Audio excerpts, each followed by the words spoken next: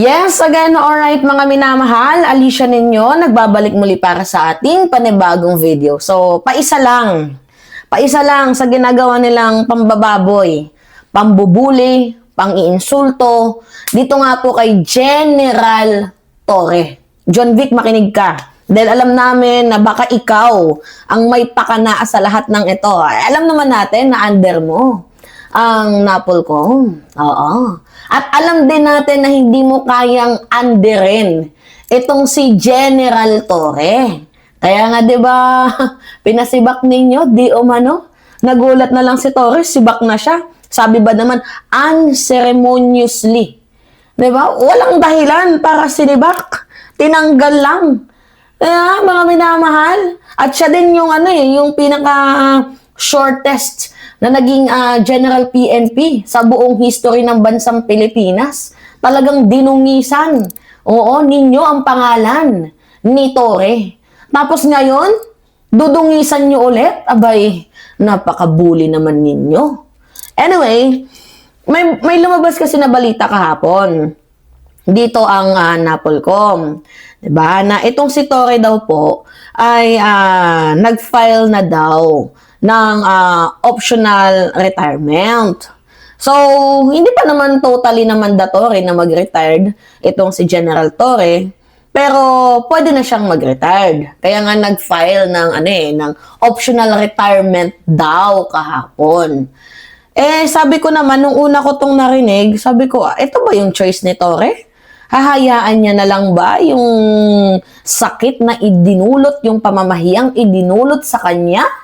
'Di ba? Nang nagtanggal sa kanya diyan sa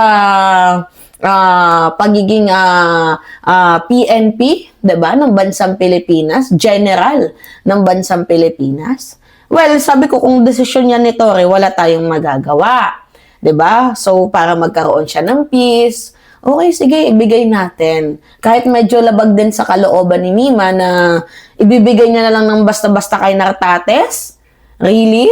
Mga minamahal, yung pagiging 4-star na yan, nang wala man lang masyadong kahirap-hirap. Diba? So ngayon, nagsalita itong si Torre. Nagsalita. Kinlarified niya lahat. Sabi ba naman dito, I'm going to clear it up with my organization. Wala kasi akong pinirmahang application . So, let's leave it at that muna kasi mag-uusap muna kami ng aking mga boss. Titingnan ko muna kung anong nangyari. See? At mayroong interview, mga minamahal. Itong si Torre na hindi talaga siya pumirma, mga minamahal, dito nga po sa optional retirement. At kahit tingnan din natin doon sa pinost ng Napolcom, walang perma dyan ni General Torre. Pero alam namin kung saan nanggagaling yung galit. 'Di ba? Mga minamahal ng nasa Napolcom dito nga po kay General Torre. Alam namin na hindi naman galit yung ibang nasa Napolcom diyan. Meron lang talagang kumokontrol. At alam namin yan dahil lang yan doon sa dito yun DILG denies Torre ouster tied to 8 billion firearms proposal. 8 billion yan Kasi, inireveal noon ni General Torre na ito daw pong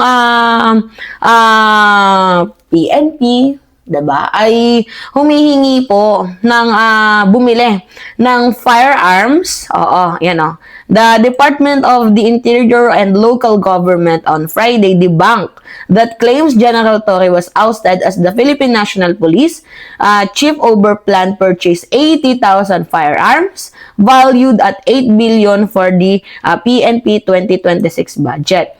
So ganito, si Torre kasi, sabi niya, bago pa naman yung ating mga baril dyan. Kompleto pa naman tayo. 'Di ba? So bakit tayo hihingi ng 80,000 firearms na nagkakahalaga ng 8 billion, 'di ba? Kung bago pa naman ang ating mga gamit, wala pa namang dapat palitan, kompleto pa naman tayo. Kasi ganito, yung 8 billion na yan, 10% Ang mapupunta dyan, mga minamahal sa mga gustong kumamkam. Oo. 'Di ba, John Vic? 'Di ba? Di umano? Oh, magkano yung 10% ng 8 billion? 800 million. Oo. Ang mapupunta sa gustong kumamkam. 'Di ba, John Vic? Hindi nagkasundo itong si John Vic. At itong si General Torre. Di umano. Di daw nagkasundo. After nun, parang 2 months lang, hindi, 1 month. Kasi diba 3 months lang ata siyang naglingkod. After nun, may sibakan na nung nangyari. Alam namin yung hugot ninyo eh. Pati ba naman yung PNP, kinukupal ninyo. Tapos ang halaga ng isang firearms, mga minamahal, 100,000, isang baril, na pwede namang makakabili tayo ng halagang 60K, halagang 50K, di ba? Pwede naman makabili ng ganong baril. Tapos, ang i-declare nyo na price, 100,000, kahit ang presyo lang naman doon is nasa 60 to 70 daw.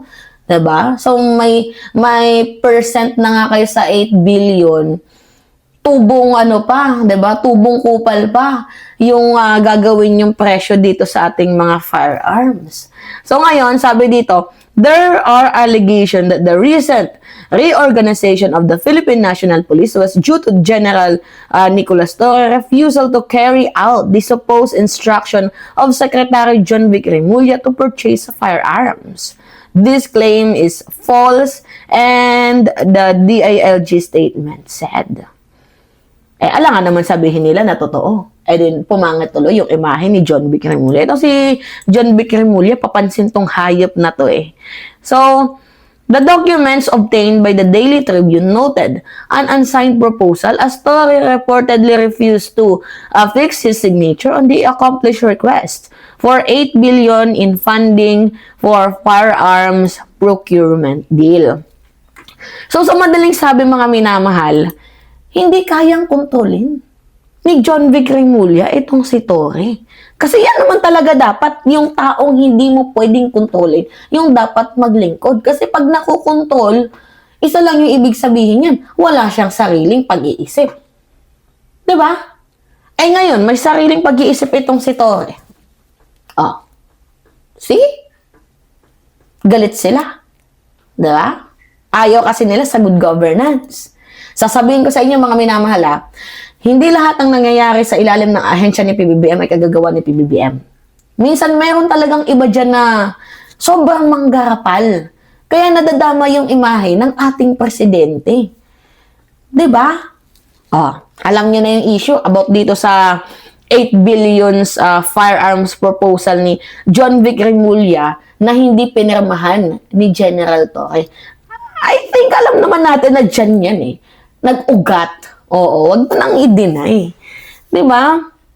Tinanggal nyo na nga, unceremoniously. Tapos pinapag-optional retirement pa ninyo. Ang kakapal ng mukha ninyo. Diba? Wag mong ibigay ang 4-star rank dyan kay Nartates kasi si Nartates uto-uto. Continue tayo. Panoodin natin itong balitang to. Retired Police General Nicolas Torre III. Ngayon po ay General Manager ng Metropolitan Manila Development Authority o MMDA. Hindi ko siya pwedeng tawagin na retired kasi para sa akin, itong si Torre pa din ang best na PNP chief ng bansang Pilipinas. Bakit si Nartates, kaya niya bang gawin na hulihin yan si Atong Ang? Kung si Digong nga, nagawa na hulihin ni General Torre. Diba? Si Atong Ang pa kaya? Tingnan niyo yung... Nakikita ninyo? Yung DILG ngayon, yung PNP, ano ba yung nagawa ni Nartates? Wala. Malaking achievement niya, wala. Si Torre lang yung nakagawa nun. Continue tayo. General, good morning po. Good morning, Alvin. Good morning sa inyo mga tagapakinig. Balita ko, paldo ka. Mukhang nakakuha daw ng retirement Wala bang paambon? Actually, wala pang ganyan. Wala pa ba? Sa media ko rin narinig yan eh. Sa totoo lang, sa media ko lang narinig yan. Hindi pala ganon. Hindi pala ganon, General, na pag-anunsyo ng retirement mo, may pera kagad, may retirement pay kagad. Later na yung retirement pay. Anyway, Alvin, ako na siguro i-discuss extensively possibly yan. Pero yung optional retirement na lumalabas na order na yan, wala akong nandiyan na, wala akong in-applyan. So, pinalihan. So, Oh, nilinaw ni Tore. Wala akong inaplayan, wala akong pinirmahan, nagulat na lang ako na yan yung lumabas sa mainstream media. parang discuss na lahat. Hindi, wait lang. So wala kang pinipirman, ibig sabihin, hindi ka pa nagre-retire? I-clear ko na lang muna, Alvin. Mas maganda siguro ganyan. I'll just leave it at that.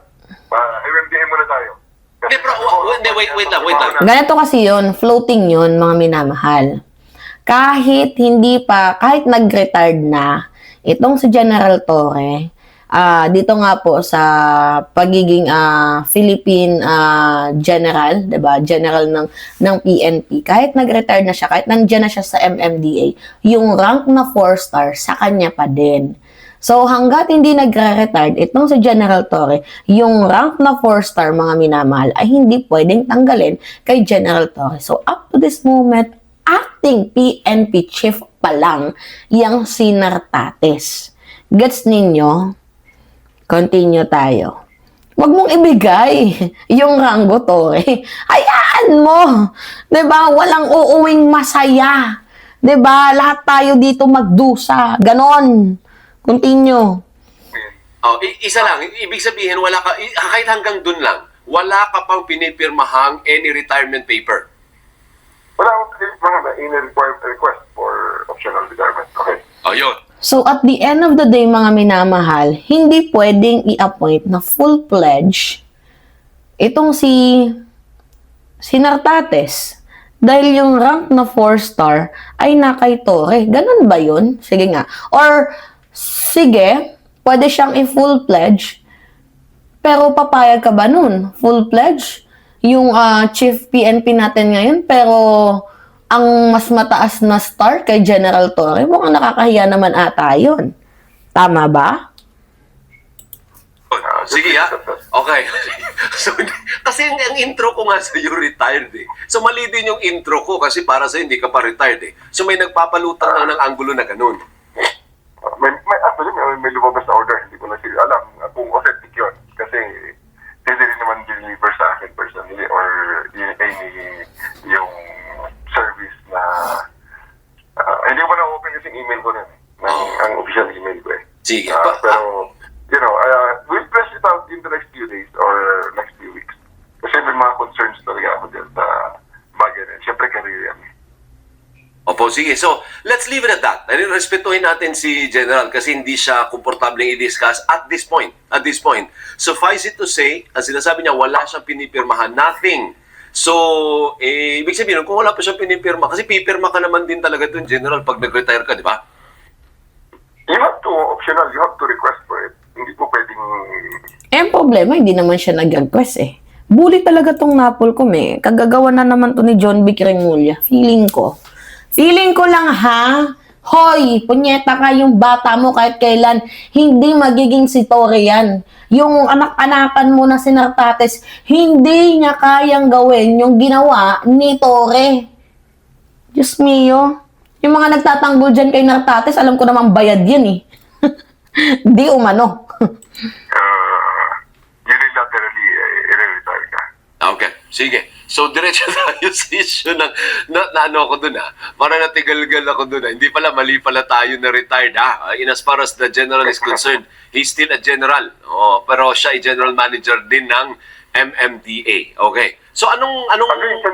Sige lang. Nasa kalsada ako. Oh.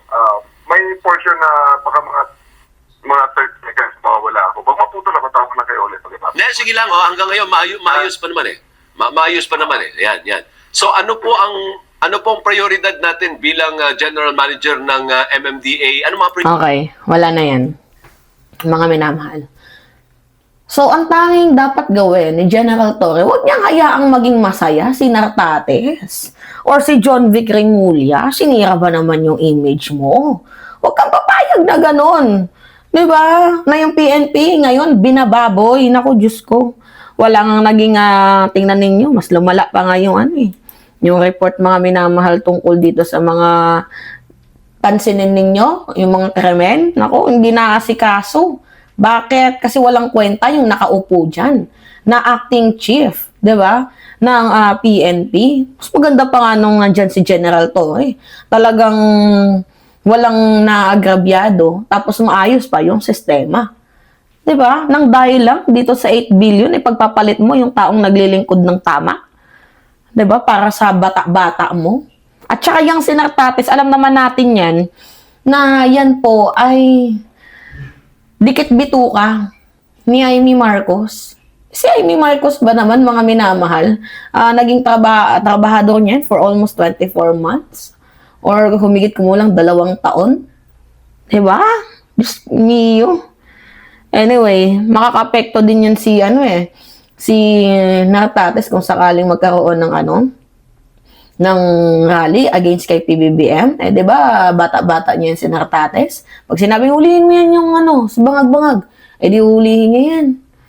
Di ba? Baka yan pa nga yung unang magsabi na, sige, tara, impeach na, suburin natin yung Malacanang. Naku, Diyos ko. Anyway, yung loyalty niyan, wala kay President, na kay Amy, pati kay John Vic, mga Q-pal. Alright, it's me again mga minamahal, Alicia Ninyo, nagbabalik muli para sa ating panibagong video.